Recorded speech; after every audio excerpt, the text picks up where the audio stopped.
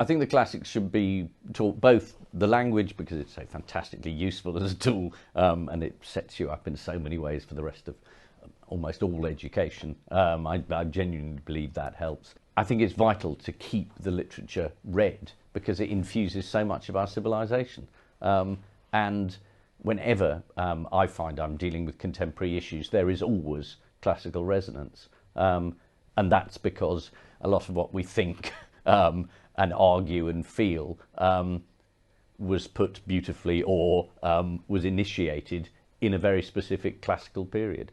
I mean, we are standing on their shoulders in a sense, not necessarily always as they knew better than we did or everything they did was great, but I think it's difficult to maintain this current civilization without a knowledge of where it came from. My interest in the classics was fired by a teacher when I was 8 who read us the Odyssey, and she didn't say this is a very important cultural work. She said this is a story, and she used to read it at the end of the day, and I'd never heard anything so brilliant, and we didn't know it was meant to be good, so we thought it was fabulous just as a story, and it was read in extracts, probably a bit like it would have been done orally. You got another bit, and I think I got hooked then.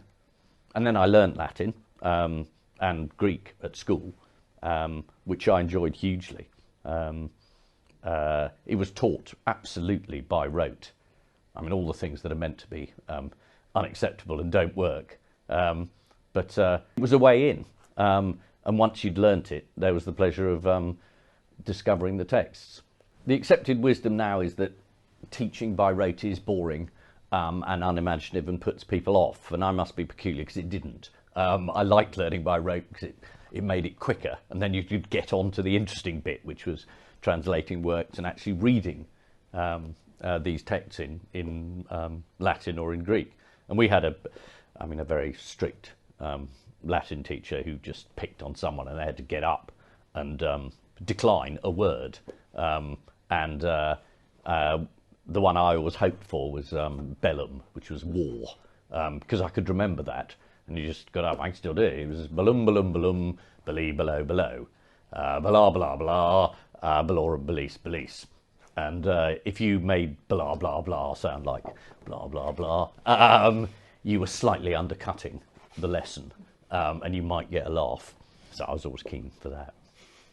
The great thing about the classics is if you don't buy the argument about the civilization or the philosophy or the politics, there's always the stories, and the most fabulous stories we have, which, you know, we're endlessly recycling and retelling. I mean, there's Homer's The Odyssey, which, you know, I can't remember how many films I've seen recently about Troy.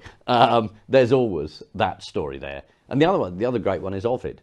And I remember we read the Metamorphosis, all those stories about people changing into something else. The story of Narcissus looking at himself in the water until he fades away because he's in love with himself. I mean, for our culture, people are in love with themselves.